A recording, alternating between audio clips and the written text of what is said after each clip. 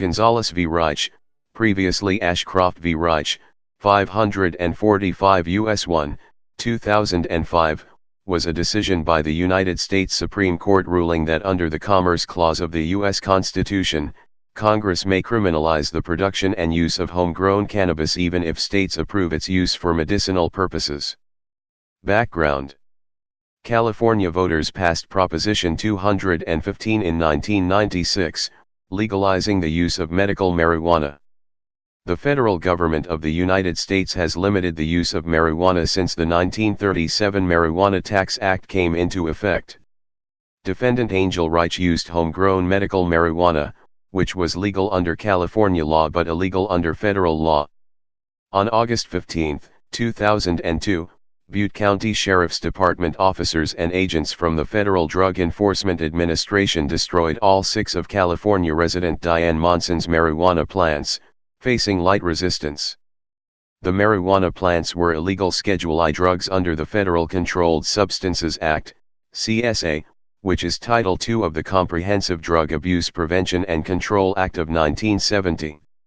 Monson and Raich sued, claiming that enforcing federal law against them would violate the Commerce Clause, the Due Process Clause of the Fifth Amendment, the Ninth Amendment, the 10th Amendment, and the doctrine of medical necessity. Raich's physician stated that without marijuana, Raich is threatened by excruciating pain. California was one of 14 states, now 29, that allowed medicinal use of marijuana. California's Compassionate Use Act allows limited use of marijuana for medicinal purposes. Raich and Monson's case. Raich of Oakland, California, Monson of Oroville, California, and 2 anonymous caregivers sued the government for injunctive and declaratory relief on October 9, 2002, to stop the government from interfering with their right to produce and use medical marijuana, claiming that the CSA was not constitutional, as applied to their conduct. Raich and Monson were represented by Randy Barnett. Raich claimed she used marijuana to keep herself alive. She and her doctor claimed to have tried dozens of prescription medicines for her numerous medical conditions and that she was allergic to most of them. Her doctor declared under oath that Raich's life was at stake if she could not continue to use marijuana. Monson suffered from chronic pain from a car accident a decade before the case. She used marijuana to relieve the pain and muscle spasms around her spine. Government's case. The Controlled Substances Act does not recognize the medical use of marijuana. Agents from the Federal Drug Enforcement Administration were assigned to break up California's medical marijuana co-ops and to seize their assets. That was result of the belief that federal law preempted, under the Supremacy Clause, the law of California. The government argued that if a single exception were made to the Controlled Substances Act, it would become unenforceable in practice. The government also contended that consuming one's locally grown marijuana for medical purposes affects the interstate market of marijuana and the federal government may thus regulate and prohibit such consumption. That argument stems from the landmark New Deal case Wickard v. Filburn, which held that the government may regulate personal cultivation and consumption of crops because of the aggregate effect of individual consumption on the government's legitimate statutory framework governing the interstate wheat market. Litigation. On December 16, 2003, the Ninth Circuit Court of Appeals granted a preliminary injunction to prevent the federal government from interfering with Raich and Monson. We find that the appellants have demonstrated a strong likelihood of success on their claim that, as applied to them, the Controlled Substances Act is an unconstitutional exercise of Congress's Commerce Clause authority. Organizations involved: Partnership for a Drug-Free America, several other anti-drug organizations, an alliance of 7 representatives, including Mark Souder and Catherine Harris, all filed amicus briefs for the side of federal government. An environmentalist group, Community Rights Council, also filed a brief for the government for fear that limitation of federal power would undermine its agenda. The Cato Institute, Institute for Justice, many libertarian organizations, and the National Organization for the Reform of Marijuana Laws, along with other groups opposing the war on drugs, filed briefs for Raich and Monson. The governments of California, Maryland, and Washington also filed briefs supporting Raich.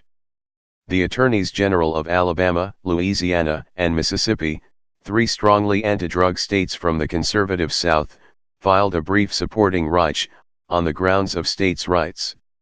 Decision. The ruling was 6-3 with Justice Stevens writing the opinion of the court, joined by Justices Kennedy, Ginsburg, Souter, and Breyer. A concurring opinion was filed by Justice Scalia. The opinion began by pointing out that the respondents did not dispute that Congress had the power to control or ban marijuana for non-medical uses. Respondents in this case do not dispute that passage of the CSA, as part of the Comprehensive Drug Abuse Prevention and Control Act, was well within Congress's commerce power. Nor do they contend that any provision or section of the CSA amounts to an unconstitutional exercise of congressional authority. Rather, respondents' challenge is actually quite limited. They argue that the CSA's categorical prohibition of the manufacture and possession of marijuana as applied to the intrastate manufacture and possession of marijuana for medical purposes pursuant to California law exceeds Congress's authority under the Commerce Clause. Banning the growing of marijuana for medical use, the court reasoned, was a permissible way of preventing or limiting access to marijuana for other uses. Even respondents acknowledge the existence of an illicit market in marijuana. Indeed, Raich has personally participated in that market, and Monson expresses a willingness to do so in the future. More concretely, one concern prompting inclusion of wheat grown for home consumption in the 1938 Act was that rising market prices could draw such wheat into the interstate market, resulting in lower market prices. Wickard, 317 U.S., at 128. The parallel concern making it appropriate to include marijuana grown for home consumption in the CSA is the likelihood that the high demand in the interstate market will draw such marijuana into that market.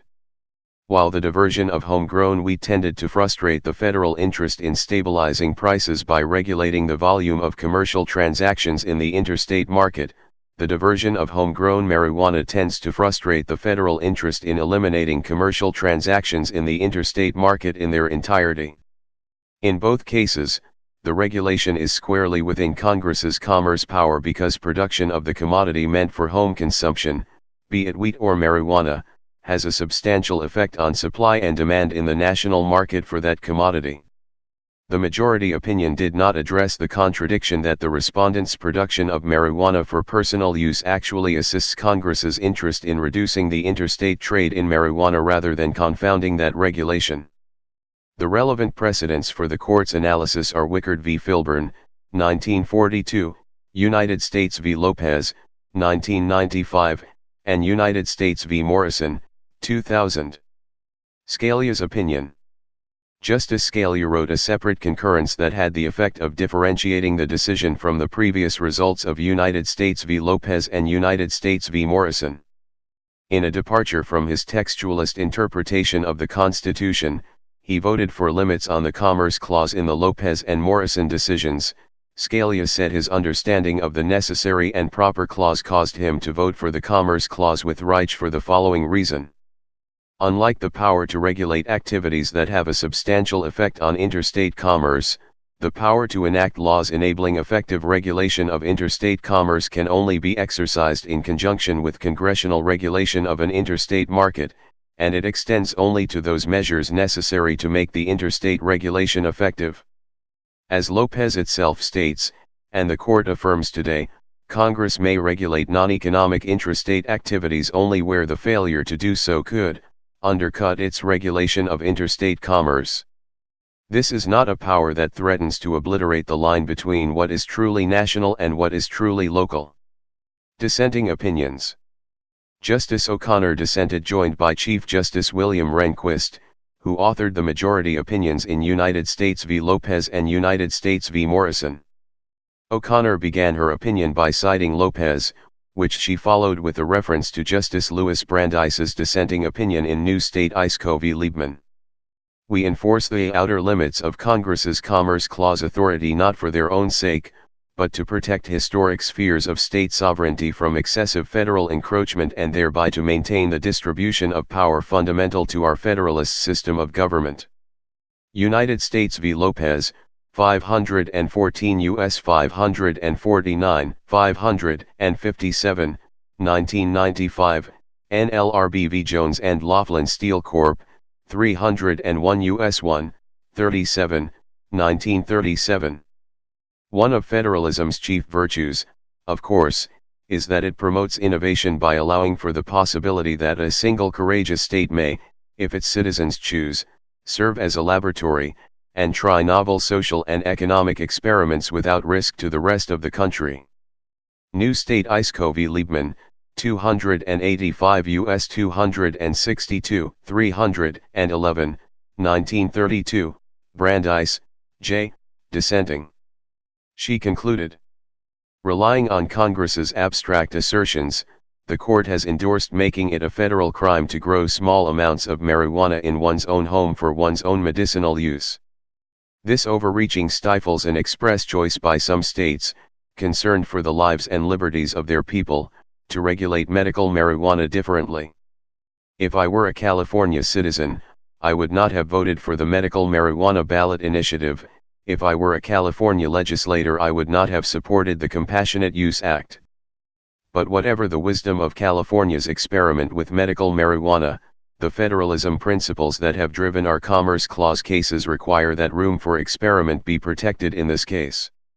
Justice Thomas also wrote a separate dissent, stating in part, respondents Diane Monson and Angel Raich use marijuana that has never been bought or sold, that has never crossed state lines, and that has had no demonstrable effect on the national market for marijuana. If Congress can regulate this under the Commerce Clause, then it can regulate virtually anything, and the federal government is no longer one of limited and enumerated powers. Respondents' local cultivation and consumption of marijuana is not commerce, among the several states. Certainly no evidence from the founding suggests that commerce included the mere possession of a good or some personal activity that did not involve trade or exchange for value. In the early days of the Republic, it would have been unthinkable that Congress could prohibit the local cultivation, possession, and consumption of marijuana. If the federal government can regulate growing a half-dozen cannabis plants for personal consumption, not because it is interstate commerce, but because it is inextricably bound up with interstate commerce, then Congress's Article I powers, as expanded by the Necessary and Proper Clause, have no meaningful limits. Whether Congress aims at the possession of drugs, guns, or any number of other items, it may continue to appropriate state police powers under the guise of regulating commerce. If the majority is to be taken seriously, the federal government may now regulate quilting bees, clothes drives, and potluck suppers throughout the 50 states. This makes a mockery of Madison's assurance to the people of New York that the powers delegated to the federal government are few and defined, while those of the states are numerous and indefinite. Subsequent events. Both Raich and Monson have indicated their intention to continue using marijuana for medical use, in spite of the ruling and federal law on the subject. 2 days after the ruling, the International Narcotics Control Board issued a statement indicating that the board welcomes the decision of the United States Supreme Court, made on June 6, reaffirming that the cultivation and use of cannabis, even if it is for medical use, should be prohibited. Its president, Hamid Ghodsi, noted, cannabis is classified under international conventions as a drug with a number of personal and public health problems and referred to the drug's Schedule I status, under the Single Convention on Narcotic Drugs. Soon after the decision in Raich, the Supreme Court vacated a lower court decision in United States v. Stewart and remanded it to the Court of Appeals for reconsideration in light of Raich. On remand, the Ninth Circuit held that Congress had the Commerce Clause power to criminalize the possession of homemade machine guns, just as it had the power to criminalize homegrown marijuana. In 2007, the Ninth Circuit decided against Raich, when she renewed her litigation on substantive due process grounds. Judge Harry Pregerson, the author of the opinion, noted that a minority of states had legalized medical marijuana but that under federal law, it is not a recognized fundamental right under the Due Process Clause. For now, federal law is blind to the wisdom of a future day when the right to use medical marijuana to alleviate excruciating pain may be deemed fundamental. Although that day has not yet dawned, considering that during the last 10 years 11 states have legalized the use of medical marijuana, that day may be upon us sooner than expected. Until that day arrives, federal law does not recognize a fundamental right to use medical marijuana prescribed by a licensed physician to alleviate excruciating pain and human suffering. In 2009, the Department of Justice under Attorney General Eric Holder issued new guidelines allowing for no longer enforcing of the federal ban in some situations. It will not be a priority to use federal resources to prosecute patients with serious illnesses or their caregivers who are complying with state laws on medical marijuana, but we will not tolerate drug traffickers who hide behind claims of compliance with state law to mask activities that are clearly illegal. When C-SPAN's Brian Lamb interviewed former Justice John Paul Stevens about Stevens' book, Five Chiefs, Stevens cited Gonzales as a case in which he upheld the law even if he deplored the policy. In Congress, to counter the effect of this ruling, Representative Maurice Hinchey, D. New York, and Dana Rohrabacher, RCA, annually introduce legislation to stop the Department of Justice from arresting and prosecuting medical marijuana patients. This effort succeeded for the first time as the Rohrabacher, FAR amendment to the Omnibus Federal Spending Bill for the 2015 fiscal year, Section 538, which was enacted on December 16, 2014. Please subscribe and thanks for watching.